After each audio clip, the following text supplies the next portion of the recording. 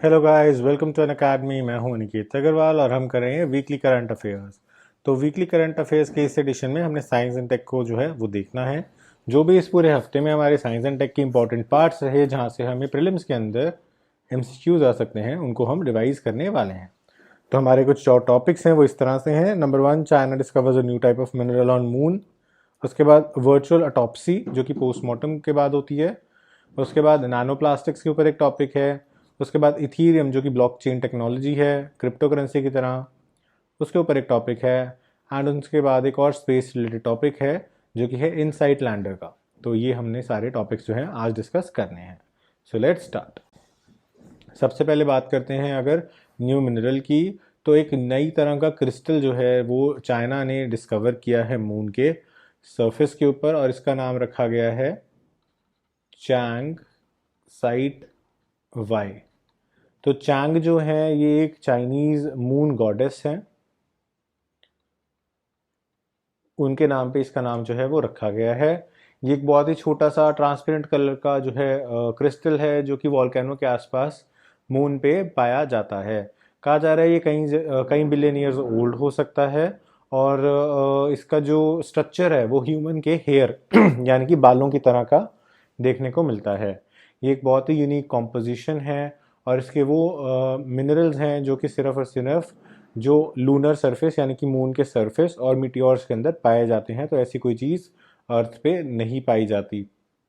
Chang 5 जो था वो मिशन था 2020 में चाइना का, जिसके अंदर ये सारी की सारी चीज डिस्कवरी जो है वो की गई है। तो इसीलिए इसका नाम जो है इस तरह से रखा गया है। ये नवंबर 2020 में चाइना ने लॉन्च किया था और ये चाइना का 5th एक्सप्लोरेशन मिशन है जो कि सैंपल्स को वापस लेके आया। और इससे चाइना 3rd कंट्री बन गया यूएसए और यूएसएसआर के बाद, जो कि मून पे जाके कुछ सैंपल्स को कलेक्ट करके वापस सक्सेसफुली ला पाया है। तो आप याद रखिए कि इंडिया यहाँ पे कभी भी कोई सैंपल्स मून से सक्सेसफुली वापस नहीं ला पाया है।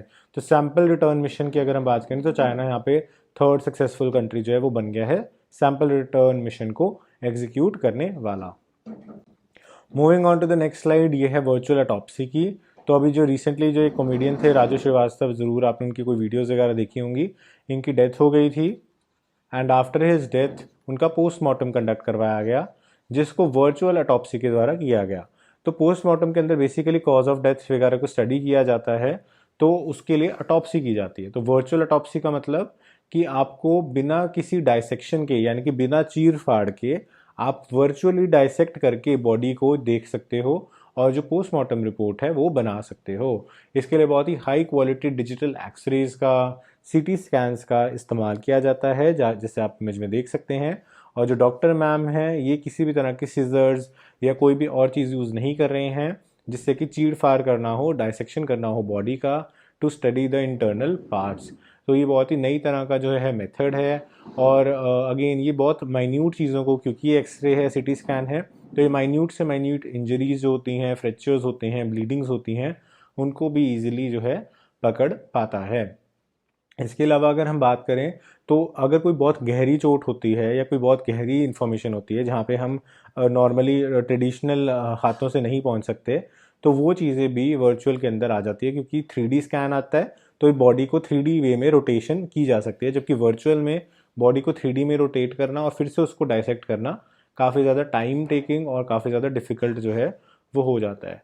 लेकिन फिर भी अगर हम डिसएडवांटेज की बात करें तो एक तो इसके अंदर आपका कोई भी साइकोलॉजिकल चीज़ नहीं आ सकती, जैसे कि बहुत सारी चीज़ें जब आप बॉडी को काटते हो, डायसेक्ट करते हो, तो आपको स्मेल से पता चल जाती हैं, टेक्सचर से पता चल जाती हैं, कलर से पता चल जाती हैं कि ब्लड का कलर क्या है या इस पार्ट का कलर क्या है, किडनी का कलर क्या है, टेक्सचर में कोई चेंजेस हैं तो टेक्सचर से क्या है, स्मेल अगर आ रही है, कोई किसी तरह की पेक्यूलियर स्मेल आ रही है जो कि नॉर्मल हेल्दी डेड बॉडी में नहीं होती, तो वो चीज़ें हमें पता चल जाती हैं। तो वो सारी की सारी चीज़ें वर्चुअल में हमें पता नहीं चल सकती। तो इसीलिए जो एक आप कह सकते हैं प्रैक्टिकल वे में डायसेक्शन है वो भी कहीं ना कहीं अभी नेसेसरी है, क्योंकि उसको हम पूरी तरह से ओवर रूल यहाँ पे नहीं कर सकते। अगर हम इंडिया की बात करते हैं तो एम्स दिल्ली जो है वो ओनली इंस्टीट्यूट है जो वर्चुअल ऑटोप्सी दे रहा है। और रादर साउथ ईस्ट एशिया की भी बात करें तो साउथ ईस्ट एशिया में भी दिल्ली के अलावा, एम्स के अलावा और कोई ऐसी जगह नहीं है जहाँ पे वर्चुअल ऑटोप्सी जो है वो प्रेवलेंट हो। Moving on to the next slide, ये आपका आ जाता है नैनो प्लास्टिक्स की बात करता है। तो नैनो प्लास्टिक्स जो है ह्यूमन फूड चेन के अंदर आ चुके हैं, उसके बारे में बात है। तो नैनो प्लास्टिक्स क्या होते हैं? प्लास्टिक के बिल्कुल छोटे छोटे बारीक कण जो किसी तरीके से आपके फूड में एंटर कर जाएं। कैसे एंटर कर सकते हैं? स्पेशली नॉनवेज फूड में एंटर कर सकते हैं। जो आप बीफ खाते हैं, चिकन खाते हैं, फिश खाते हैं, उन्होंने किसी चीज़ को कंज्यूम किया और उनकी बॉडी में उसके जो ट्रेसेस हैं नैनो प्लास्टिक्स के, वो जो रह गए, और वो उसके बाद आपने उस फिश को कंज्यूम किया तो वो आपकी बॉडी में एंटर कर गए। सिमिलरली अगर वो पानी के थ्रू जो है आपकी सब्जियों में चले गए, तो आपने वॉश किया लेकिन वो ढंग से नहीं धुली, और वो नैनो प्लास्टिक के कण जो हैं वो उस वेजिटेबल के साथ आपकी बॉडी में चले गए। तो ये बेसिकली होता क्या है? ये प्लास्टिक डेब्री होती है जिसका साइज जो है 1000 नैनोमीटर से कम होता है। मतलब बहुत ही ज़्यादा आप कह सकते हो छोटे साइज़ की होती हैं, और हमारी आंखों से आप कह सकते हो कि कई बार हम नहीं देख सकते, और ऑर्गेनिजम्स भी जो हैं इसको आंखों से नहीं देख पाते, और स्मेल तो प्लास्टिक के अंदर कोई होती ही नहीं है। तो इस चीज़ से के कारण ये हमारी फूड चेन के अंदर जो है एंटर कर जाते हैं। अगर हम फर्स्ट टाइम डिटेक्शन की बात करते हैं, तो जो रिसर्चर्स हैं ईस्टर्न फिनलैंड यूनिवर्सिटी में, उन्होंने इसको जो है डिस्कवर किया था ह्यूमन फूड के अंदर, और ये भी कि ये फूड चेन के अंदर आ चुका है। फॉर एग्जांपल अगर लेटस की बात करें, लेटस मतलब कि सलाद पत्ता, जो कि आपके बर्गर्स वगैरह में यूज़ होता है, तो सलाद पत्ता के अंदर पाया गया है। उसके अलावा जो आपका फिशेज़ हैं उसके अंदर ये पाया गया है, और जो आपके नॉन वेजिटेरियन फूड आइटम्स हैं उनके अंदर ये चीज़ें काफ़ी ज़्यादा पाई गई हैं। तो नैनो प्लास्टिक्स जो हैं ये बहुत ज़्यादा ख़तरनाक हो जाते हैं, आपकी बॉडी को बहुत ज़्यादा डैमेज कर सकते हैं, और अगर कहीं बॉडी के अंदर जमा होने लग जाएं तो इनक्यूरेबल डिजीज़ जो हैं उसको भी कॉज कर सकते हैं।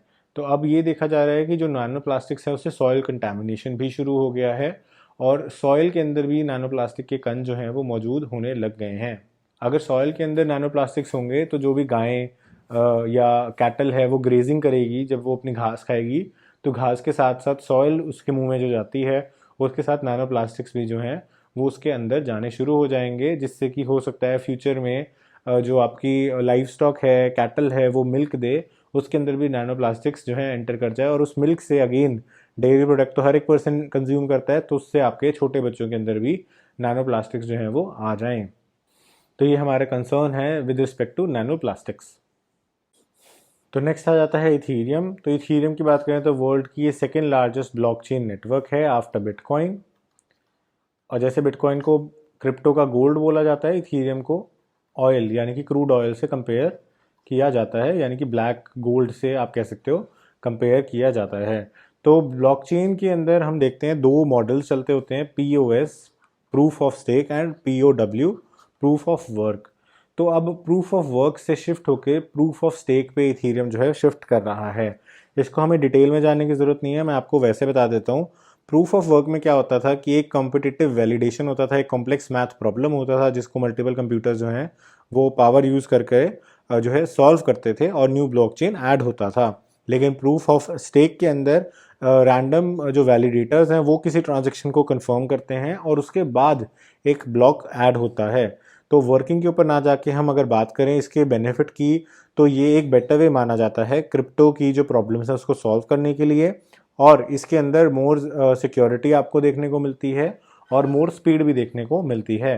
तो इससे आप कह सकते हैं शायद इथीरियम के प्राइसेस में हमें एक जंप जो है वो देखने को मिले।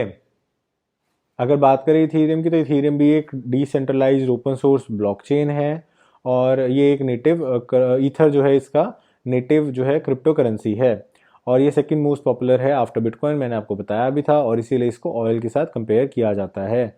और जो भी NFTs बनते हैं, नॉन फंजिबल टोकन्स, वो सारे भी इथीरियम के ऊपर ही रन होते हैं। तो इथीरियम एक किस्म से, जैसे आप कार चलाते हो तो ऑयल बर्न होता है, इसी तरीके से अगर आप कोई NFT परचेज कर रहे हो, सेल कर रहे हो, कुछ और ट्रांजेक्शन कर रहे हो, तो उसमें जो बर्निंग होती है वो इथीरियम की होती है। तो इसीलिए कहा जाता है कि अगर क्रिप्टो करेंसी चलेगा तो इथीरियम का प्राइस डेफिनेटली से बढ़ेगा ही बढ़ेगा।